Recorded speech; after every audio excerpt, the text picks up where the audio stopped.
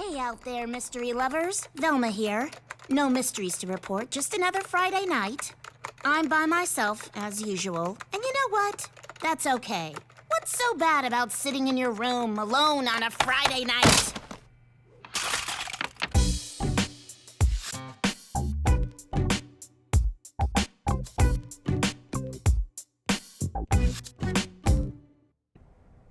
Okay, today we're looking at the SiTi's, which is a form of an ISFJ. They have the ISFJ functions, but they jump their FE and prefer to use their TI.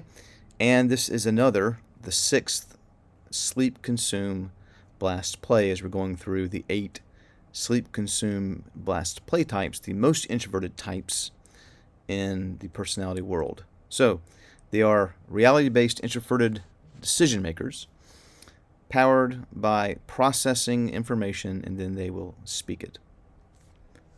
So the SiTi jumps their FE, as we mentioned, and they are a person who prefers order over chaos, and they make decisions based on what they want to do, the self, over the tribe, over other people's. Primarily, this is their preferences. This makes them a quadruple introvert, because they are Si and Ti, which are introverted functions, and then sleep, consume are introverted, what we call animals.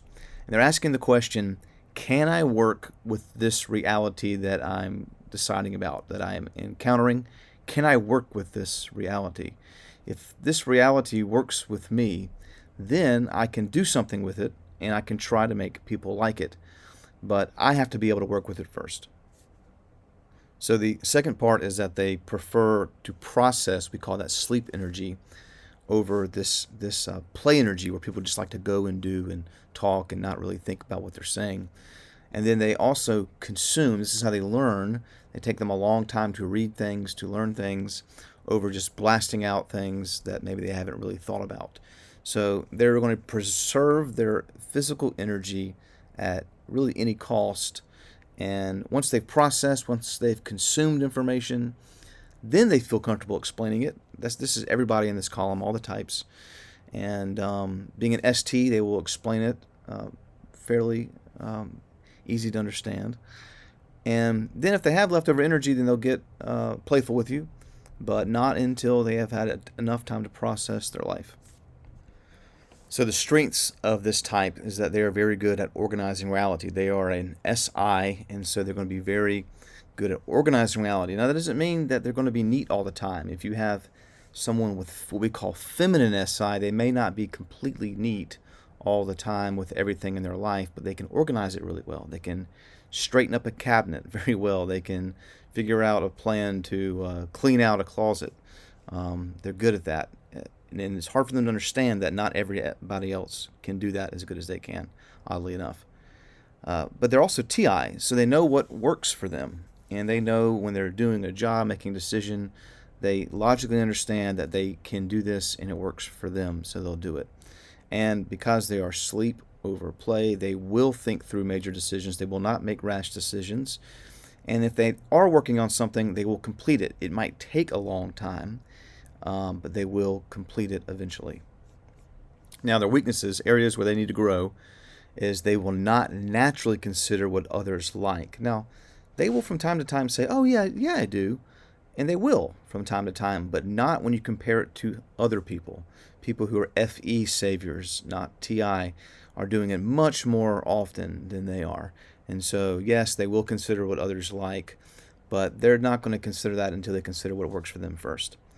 They also will struggle with understanding the concepts behind the reality, and many times you'll see this type maybe bragging about a concept that they've understood, but they're not really living in that world all the time.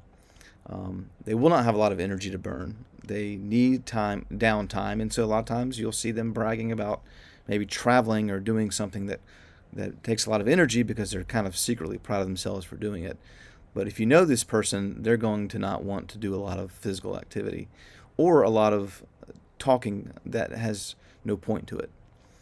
And they can take a long time to get moving, take a long time to change direction with something they're doing, whether it's literally getting moving and changing direction or in their life as well. So how can this type grow? Well, they have to be open to not planning everything out and getting out of ruts in their lives and allowing chaos to enter their life more often. Just allowing things to be open to certain things with other people for sure. Before making decisions, maybe they can say, hey, before I make this, do you think you would like this? Asking someone if they would actually like it before doing something. Also, this type needs to give themselves time limits for making decisions, and if they're on a project and give them a deadline, they need to give themselves a deadline because they don't get the work done as quickly as maybe 50% of other people. They're not going to get it done as quick. And another way that they can grow is if there's someone in their life that they trust, they love, just say, hey, one day, let's do whatever you want. And this person's probably someone with higher play energy than them, so that'll be a good way for them to challenge, to load up on some energy. Maybe the day before they can just really make sure they don't do much, and the next day they can do whatever their loved one wants to do. Who's there? A friend, Velma. How do you know my name? I know much about you and Mr. Incorporated. For example, I know you struggle with being smarter than everyone. Think that you have a neck waddle, which is why you always wear a turtleneck. Were dumped by your boyfriend for a dog. Okay, you know me.